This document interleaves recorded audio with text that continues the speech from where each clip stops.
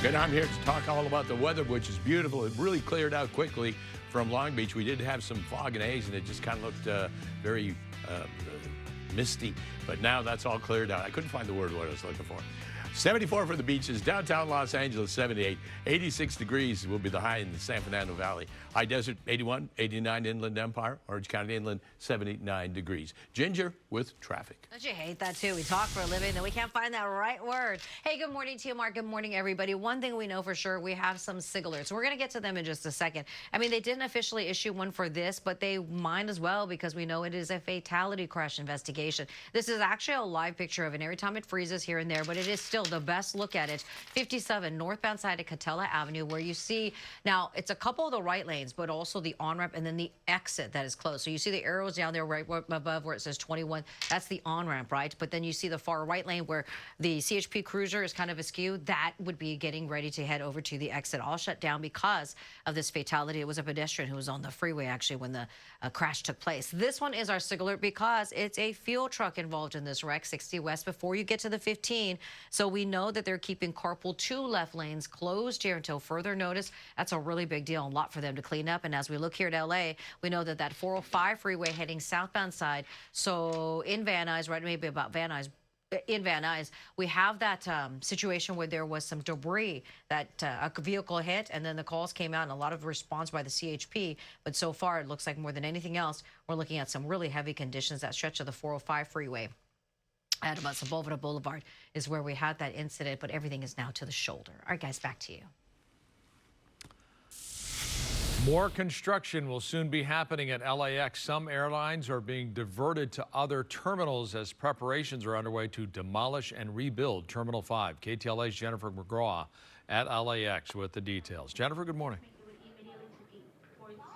Yeah, Frank, a lot of confusion because Terminal 5 has been completely shut down, but that didn't happen until last night. Now people have been diverted to Terminal 1, tomorrow Terminal 2, and then other terminals throughout LAX. Now is the time to be flying to get through all of this confusion because right now the lines are pretty short, and in fact they have people from JetBlue helping people navigate through these changes. Now the whole goal is to modernize and to enhance the airport experience, saying this is going to be next level. In fact, LAX is spending tens of billions of dollars in renovations.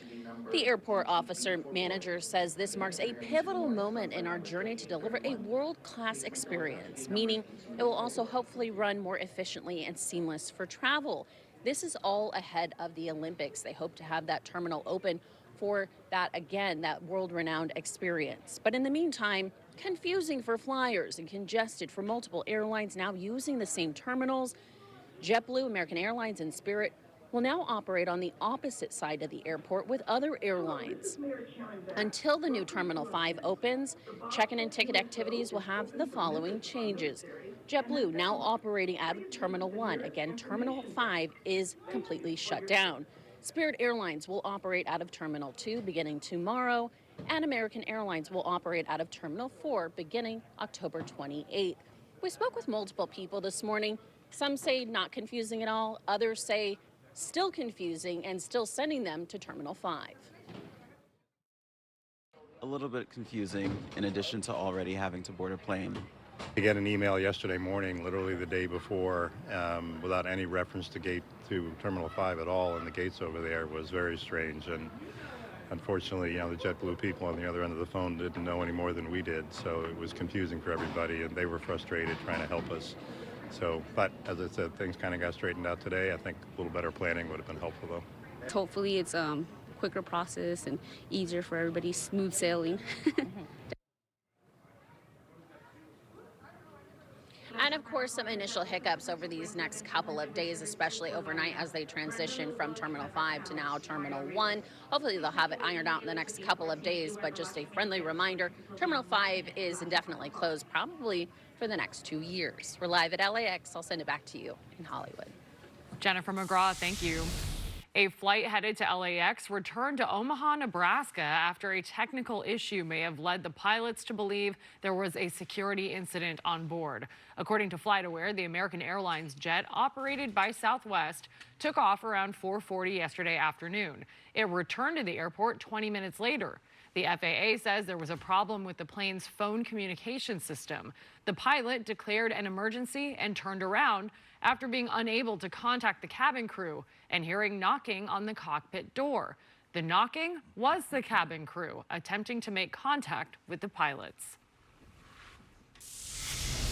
New at 8, Governor Gavin Newsom is issuing a warning to people who receive food stamps. He says CalFresh, our state's version of the SNAP program, may not be funded in November if the U.S. government does not reopen in 2 days. The governor says millions of Californians could soon lose access to food assistance. It would affect children, families, and seniors ahead of the holidays. Officials say more than 5 million Californians receive CalFresh benefits. They are fully funded by the federal government. The World Series gets underway this week. Our Dodgers will be traveling north of the border to face the Toronto Blue Jays. Game 1 of the Fall Classic will begin on Friday. KTLA's Eric Spillman is live in Burbank with more on this year's World Series. Oh, hello, Eric. Hello, we're at Donut Prince here on Olive, and we're talking to some Dodger fans. Actually, we're talking to somebody who is a DJ occasionally at Dodger Stadium. Your name is? Jinky. And you've been DJ 360. at Dodger Stadium? At Dodger Stadium. That is outstanding. Yes. So, are you concerned about the Blue Jays at all, the Toronto Blue Jays? I am, because they've got a great record, and their pitching is great, their hitting is great, but we're going to take it. You're sure of that? No doubt. No You're doubt. absolutely positive. Absolutely. So, have the Dodgers called you and asked you to DJ during the World Series? They haven't yet, but, you know, I'm on standby. Wait by the phone. It'll ring. I have my phone right here in my pocket. I'm waiting for that call. All right. Thanks so much for talking to us. Really appreciate it. I love KTLA. All right. Thanks again. There's a lot of enthusiasm here. Dodgers getting ready to travel to Toronto, I believe either today or tomorrow, as they continue their journey to claim the championship for the second year in a row. Toronto Blue Jays, the payoff. And for the first time in 32 years, the Blue Jays have won the pennant. Yep, the Blue Jays managed to beat Seattle in Game 7 of the American League Championship Series last night. George Springer was the big star. He blasted a 3-run home run in the 7th inning. That changed the whole game. It was enough for Toronto to take the lead, and they held on to win it 4-3. Blue Jays got to celebrate in the clubhouse by spraying champagne and beer everywhere. It'll be their first World Series since 1993. And this is a team that, as we've heard, could be a problem for the Dodgers. First baseman Vladimir Guerrero Jr. was the MVP of the series. He's been hot in the postseason, batting .442 with 6 home runs. And Springer, he's 36 years old, but he's also a power hitter with 32 home runs this season. And Dodger fans will probably remember he was on the 2017 Astros team that cheated during the World Series against the Dodgers. How could we ever forget that? Toronto also has some excellent experienced pitchers like Kevin Gausman and Max Scherzer. Here's the Blue Jays manager after last night's game talking about the Canada versus America World Series. How does it feel to have a whole country behind you?